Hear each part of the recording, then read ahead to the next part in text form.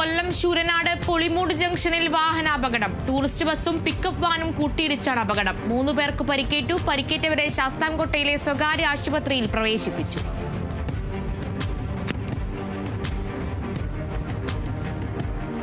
കോഴിക്കോട് മുക്കത്ത് പെരുമ്പാമ്പിനെ പിടികൂടി. മാമ്പറ്റ സ്വദേശി കേശവന്റെ വീട്ടിലെ കോഴിക്കൂടിന് സമീപമാണ് പെരുമ്പാമ്പിനെ കണ്ടെത്തിയത്.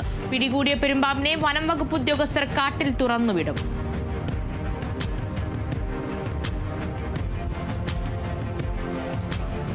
തൃശൂർ അരിമ്പൂർ ഹൈസ്കൂളിൽ പൂർവ്വ വിദ്യാർത്ഥി സംഗമം സംഘടിപ്പിച്ചു. സ്മൃതി മധുരം എന്ന പേരിൽ 1985 ബാച്ച് SSLC വിദ്യാർത്ഥികൾ ഒത്തുചേർന്നു.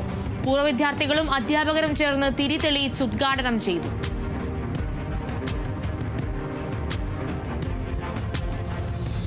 തിരുവനന്തപുരം നെയ്യാറ്റിൻകരയിൽ വിശ്വഭാരതി പബ്ലിക് സ്കൂൾ വിദ്യാർത്ഥികൾക്ക് സമ്മാന വിതരണം നടത്തി.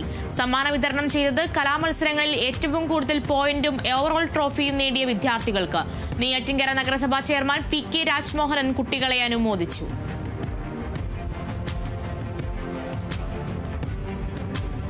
തൃശൂർ എറവ് സെന്റ് തെരേസാസ് പള്ളിയിൽ ക്രിസ്തുരാജത്വ തിരുനാൾ ആഘോഷിച്ചു. റാലിയിൽ വിദ്യാർത്ഥികളുടെ നേതൃത്വത്തിൽ 100-ലേറെ വിശുദ്ധരുടെ വേഷങ്ങൾ അണിഞ്ഞ് കുട്ടികൾ അണിനിരന്നത് ശ്രദ്ധേയമായി.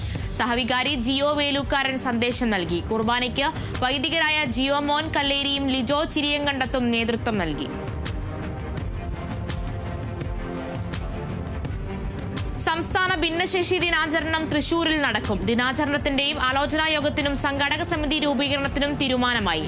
പരിപാടി ഉന്നത വിദ്യാഭ്യാസ സാമൂഹ്യനീതി വകുപ്പ് മന്ത്രി ഡോക്ടർ R ബിന്ദു ഉദ്ഘാടനം ചെയ്യും. കൊല്ലം ശൂരനാട് ഗ്രാമപഞ്ചായത്തിലെ കേരളോത്സവത്തിന് തുടക്കമായി. സംസ്ഥാന സർക്കാരും യുവജനക്ഷേമ ബോർഡും സംയുക്തമായാണ് പരിപാടി നടത്തുന്നത്. കൊല്ലം ജില്ലാ പഞ്ചായത്ത് അംഗം P ശ്യാമള ഉദ്ഘാടനം ചെയ്തു.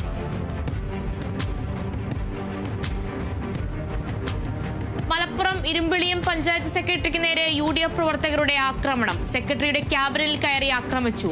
UDF മുന്നോട്ട് വച്ച രീതിയിൽ വാർഡ് വിഭജനം നടത്താത്തതിൽ പ്രതിഷേധിച്ചായിരുന്നു UDF അക്രമം.